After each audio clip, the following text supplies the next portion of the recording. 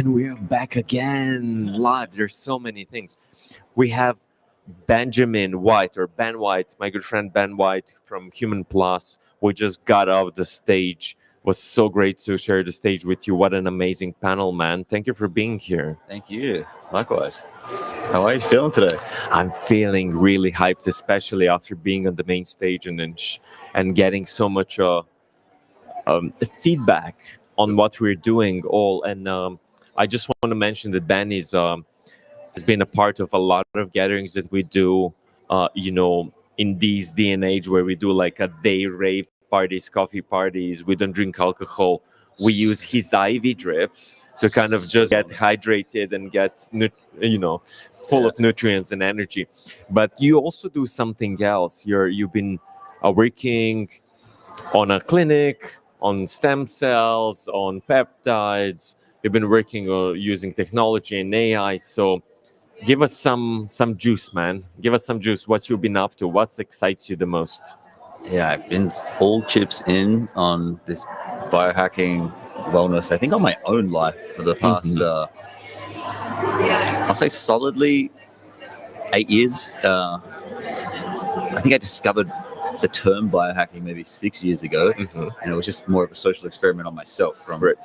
I had a head injury. I was in a coma 8 years ago. Coming out of that, I had to learn to walk and talk again. And then it kind of led me on this journey of like trying to get back to baseline and recovery, which I went down every single rabbit hole or route you could think of, to go into the Amazon, doing ayahuasca, to Western medicine, doing brain scans hooked up to my head while I'm doing Where's Wally and like times table mathematics thing. Like I was trying all these different innovative things, and I discovered regenerative medicine.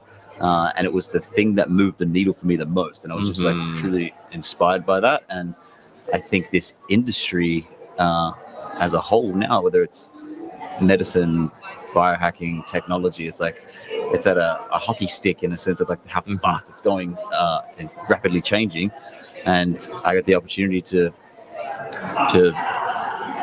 acquire a health company when I was already sort of designing a longevity hotel project that has been like a bit of a passion project of mine that I was chipping away at. And I decided to go all chips in on this. And that has led to building a comprehensive biohacking and longevity sort of med spa front end, social wellness back end. And that's going to have all of the bells and whistles for biohacking, from your traditional cryo chambers and med beds and PMF things and different structured waters in the jacuzzis and the baths. So like you're actually not getting chlorine. And you mentioned med beds. This is for people who don't know. This is like when you have all the things in one, right? You have there's a thing called infrared light. You have oxygen.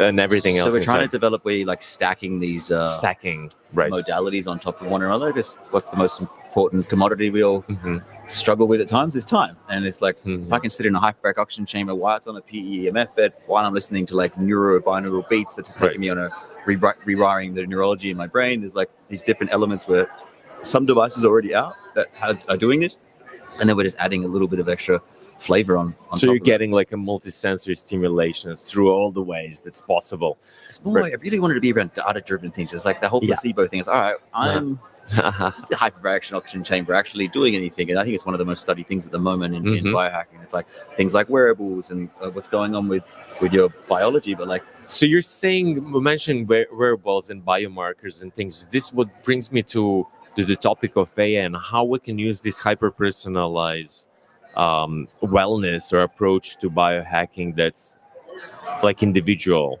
that's just for you, driven by the insights recommended by the AI, and then monitored by these devices. They're things. It's just fascinating what you say, where we are kind of now with the technology, what's available, and what people have been doing now for quite a few years.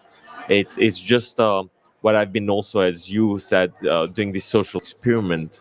I've been trying to work on these projects for so many years now, and there's a great progress happening around the world, and it's beyond the bubble. The technology is really here, and the absurdly, the technology brings us back to nature, which is like the most fun thing about it. Like bring us back to to the life that's balanced with the humans we trust, with the humans we love, the community, and going into these natural intuitive exercises. But I'm just curious, out of all these modalities that you mentioned that you're building in the place in Bali, in a physical space, how are you then prescribing or creating hyper personalized packages for these people that would come and undergo the programs and protocols? Yeah, I think it's for each person, it's having directive for your exact constitution, whether it's like, and having that mirror in a sense. I think that's what I was watching Iron Man the other night, and it's like, you know how he's like talking to the thing inside the thing. It's like the AI now. It's like right now the AI is so ingrained into how well your ChatGPT some knows people. They use it for journaling. They use it for everything. It's like, oh, it knows me better than it knows myself. It's like, Right. how do you have that technology friend, which might be like, living this, it's indicating this, it gives you indications. Like in the Iron Man movie, he talks to it and it's like, oh, your heart rate's on, you took a critical hit, you took something else. It's like, oh, this is low. That I think integration with your own biology to actually know where to start, and then actually making it understandable. So it's not like all your CSCRS blood type blood marker is up. It's like, oh, your body is under stress, this is what you need to do. It's like, so it's about take it away from the technical and also educating like it. tell it in stories. I think that's for me, that's been the part of the journey to make it tangible, because it's like, I can give you a lab result, but the lab result is still a lab result. It's a bunch of data, right? Yeah. Like, all right, it needs to tell stories exactly how it can be utilized in your. This is something we discussed on the stage, like the delivery of that communication. In some ways, like when someone is diagnosed with a cancer and doctor tells them, "Oh, you have 3 months to live," they're already dead, because the brain goes there already. Like the mindset is off. But so the delivery with these AI recommendations based on your data are being improved. The prescriptions of protocols and programs are hyper personalized based on your biomarkers, wearables, whatever is live data that you're getting from these biofeedback devices, neurofeedback devices. Is getting better and better, and I see this where it's moving. And my concern and a question to you is, what happens when ChatGPT becomes a Black Mirror, or when it starts to hallucinate, or where your data goes somewhere else? What happens then? How we prevent things from going in that direction? Yeah, I think a part of the AI integration will actually be the self-empowerment, and it's not, you can ask AI to do whatever you want, right? But it's like, if you can have the AI version being like, I think is the best thing for you right now, instead of it just giving you all directions like it gives it to you for the first week, and then the next week it's like, this is an indicator. Do you remember what I told you to do last time? It's like, you're kind of learning. I mean, don't want to give all the power up to AI, but yeah, I don't know. I picture a world in the future like this. I don't wake up to an alarm. Like, my electronic curtains just pull open. The natural sun comes in. That's my alarm clock. You just press the finger. Don't even have to do anything. I wake up, and then it's like, I press the finger on. I prick my blood, and I put it on the thing. It's like, it already knows how I slept, and I'm on an earthed mattress with a heated warm weighted blanket, and then it's like, okay, your body is in optimal state, or it's deficient in this. Here's the organic fruit salad that we had. I don't think the thing that I think gets misinterpreted with people is like, we're going all AI, we're going all machine. Actually, AI, and a lot of times when I ask for a feedback, it actually tells me to put organic things in my body. Right. It's what makes the most impact. Bring us back into the nature, right? Brings it into truth. So I don't know. The AI for me, I think it's going to help and force people to integrate more organic as a companionship, right? So it's going to be a companion. Wait, the Black Mirror thing? Black Mirror, yeah. What's the worst case scenario you think in that?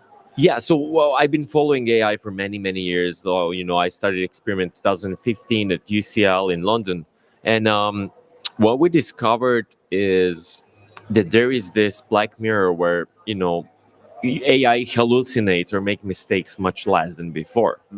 But there is this thing where it should never take over the control, or what I'm saying is should never replace the doctor or medical person or a professional, but MDs and these doctors, longevity experts, should use AI as a tool.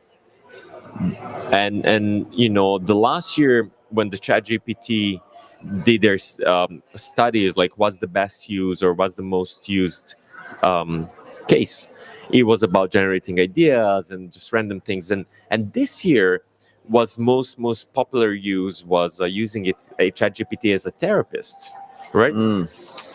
And then second thing was to organize the life. So people are using it really a lot, and these models are getting to know, as you said, ourselves better than we know ourselves, right? So what happens when just random thing happens for AI to recommend us something, right? So it's really living in great opportunity and great danger, right? Where we don't know what's going to happen, but I feel it's still, I'm super excited, I'm super optimistic, and I'm very grateful for people like yourself, Ben, who's really deeply integrated into this thing, where the wellness is going. And I'm so looking forward to visiting your clinic in Bali when you open.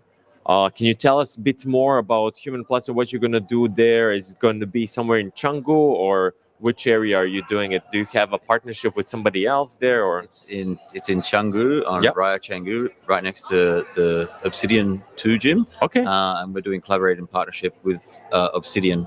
So we'll be side by side, and we'll work in partnership. They've got a really great team, really amazing gym. They're one of the best gyms in Bali, Indonesia, and it's actually raised the level, I think, again for the gym scene here in Bali, because wellness.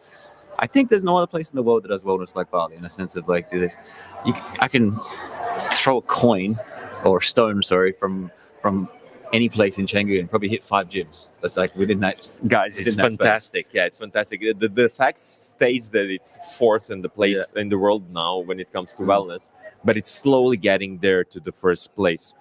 So anything else? How people can find you? How people can find Human Plus, or anything else you want to share for the last? On Instagram, we're at Human Plus Bali. And then our website is humanplusbali.com.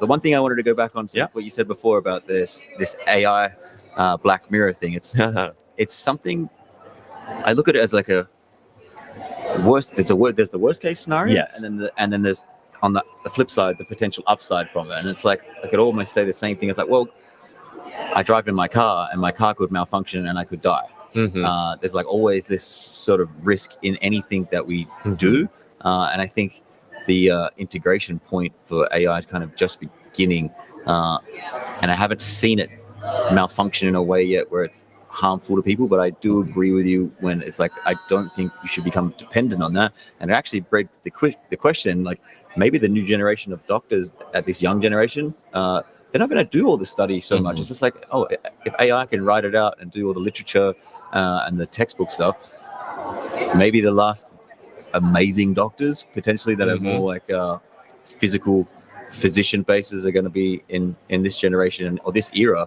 and it would be nice that it should be fact checked and quantified against them, Right. But that's so important. Thank you, Ben, so much, and thank you everybody for tuning in, watching, listening. Let us know what you think in the comments below, and we'll come back to you very soon, so stay tuned.